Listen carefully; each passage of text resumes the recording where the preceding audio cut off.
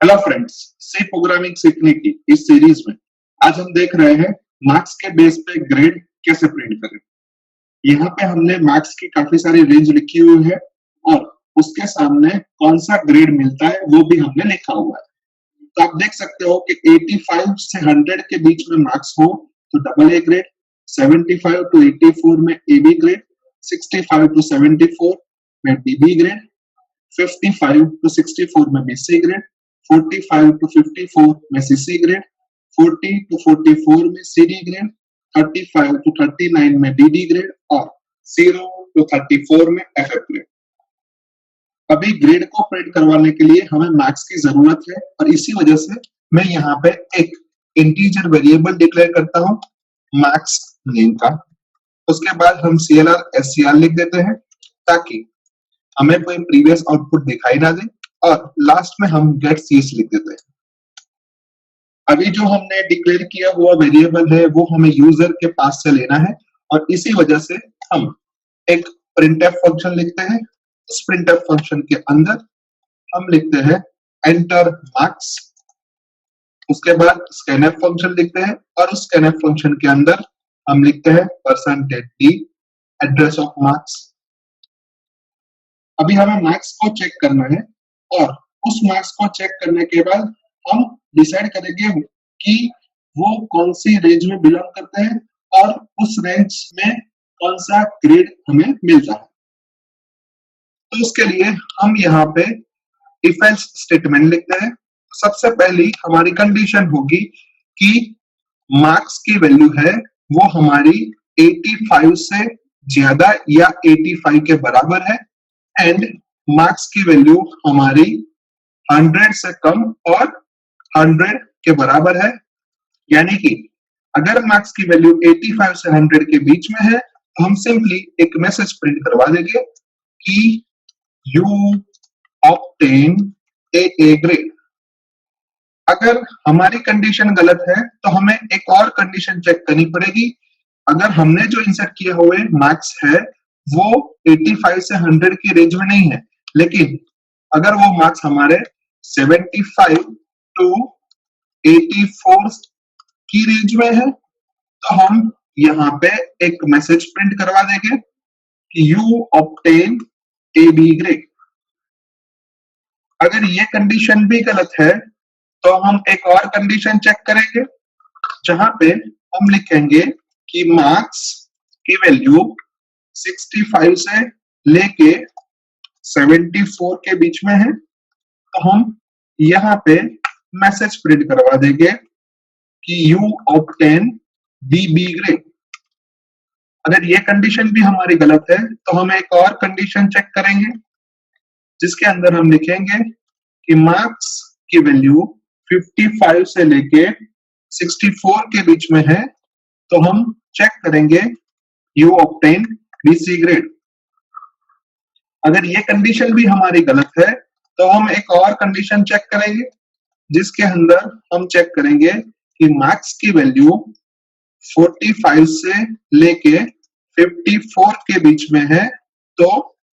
हम एक मैसेज देंगे जिसके अंदर हम लिखेंगे यू ऑब्टेन CC ग्रेड। अगर ये कंडीशन भी हमारी गलत है तो हम एक और कंडीशन चेक करेंगे जहां पे हम चेक करेंगे कि मार्क्स की वैल्यू 40 से लेके 44 के बीच में है तो हम मैसेज देंगे यू ऑब्टेन CD ग्रेड। अगर ये कंडीशन भी हमारी गलत है तो हम एक और कंडीशन चेक करेंगे जहां पे हम लिखेंगे मार्क्स की वैल्यू 35 से लेके 39 के बीच में है तो हम मैसेज प्रिंट करेंगे यू ऑब्टेन DD ग्रेड। अगर ये कंडीशन भी हमारी गलत है तो हम लिखेंगे कि मार्क्स की वैल्यू 0 से लेके 34 के बीच में है तो हम एक मैसेज प्रिंट करवा देंगे कि यू ऑब्टेन FF ग्रेड। और अगर ये कंडीशन भी गलत है यानी कि 100 से ज्यादा मार्क्स की वैल्यू है या फिर 0 से कम मार्क्स की वैल्यू है तो हम सिंपली एक मैसेज प्रिंट करवा देंगे इनवैलिड मार्क्स। इसी के साथ हमने यहाँ पे सारी पॉसिबिलिटी को कवर कर लिया है। तो एक बार प्रोग्राम को सेव कर लेते हैं। सेव करने के बाद प्रोग्राम को कंपाइल करते हैं। कंपाइलेशन में कोई भी एरर नहीं है, इसी वजह से प्रोग्राम को एक बार रन करके देख लेते हैं। जहां पे मैं मार्क्स की वैल्यू 72 इंसर्ट कर रहा हूं और हमें आउटपुट के तौर पे मिलता है यू ऑब्टेन बीबी ग्रेड, जो कि सही है। अब प्रोग्राम में लिखे हुए इफ एल्स स्टेटमेंट के बारे में सोचे तो सबसे पहली हमारी कंडीशन है कि मार्क्स की वैल्यू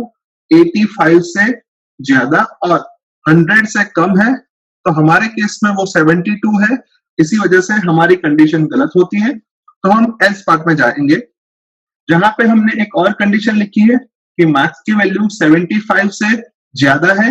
एंड 84 से कम है, तो ये कंडीशन भी हमारी गलत है और इसी वजह से हम फिर से एल्स पार्ट में जाएंगे, जहां पे हमने लिखा है कि मार्क्स की वैल्यू 65 से ज्यादा है एंड 74 से कम है, तो यस, ये कंडीशन हमारी सही होती है और इसी वजह से हम इफ पार्ट में जाते हैं, जहां पे हमने लिखा हुआ प्रिंटफ फंक्शन एग्जीक्यूट होता है और हमें आउटपुट के तौर पे यू ऑब्टेन बीबी ग्रेड मिल रहा है, जो कि सही है। एक और बार प्रोग्राम को रन करते हैं, जहां पे मैं वैल्यू इंसर्ट कर रहा हूं 43 और हमें आउटपुट के तौर पे मिल रहा है यू ऑब्टेन सीडी ग्रेड, जो कि सही है। अब प्रोग्राम में लिखे हुए इफ एल्स स्टेटमेंट के बारे में सोचे तो सबसे पहली हमारी कंडीशन है मार्क्स की वैल्यू 85 से ज्यादा और 100 से कम है,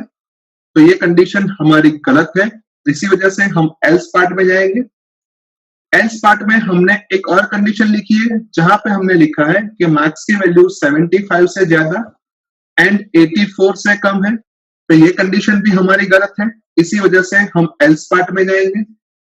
जहां पे हमने एक और कंडीशन चेक की है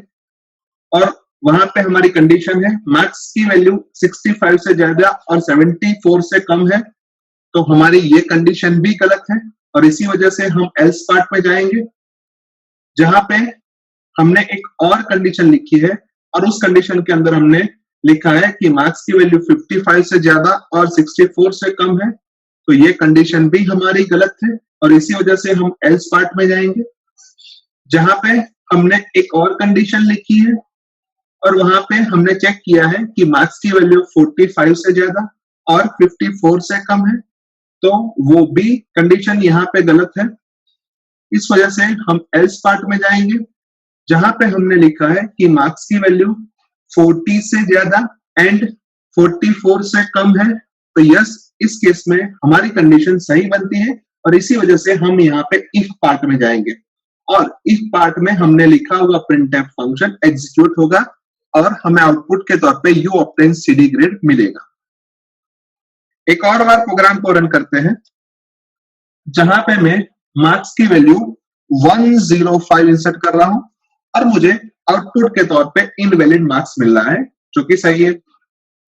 अब इस केस के अंदर आप देखोगे तो मार्क्स की वैल्यू हमने 100 से ज्यादा डाली है, यानी वो डेफिनेटली इनवैलिड मार्क्स है। अब प्रोग्राम में लिखे हुए इफ एल्स स्टेटमेंट के बारे में सोचे तो हमारी सभी की सभी कंडीशन है वो गलत होती है, क्योंकि हमने कहीं पे भी ग्रेटर देन इक्वल्स टू 100 लिखा नहीं है और इसी वजह से हम लास्ट वाले एल्स पोर्शन में जाएंगे और जहां पे लिखा हुआ प्रिंटफ फंक्शन एग्जीक्यूट होगा और उस प्रिंटफ फंक्शन में लिखा हुआ मैसेज हमें आउटपुट के तौर पे मिलेगा, जो कि इस केस में इनवैलिड मार्क्स हमें मिल रहा है। सो आई होप कि आपको इस प्रोग्राम में अच्छी तरीके से समझ आ चुकी होगी। आज के वीडियो में बस इतना ही, नेक्स्ट वीडियो में फिर से मिलेंगे। Thank you.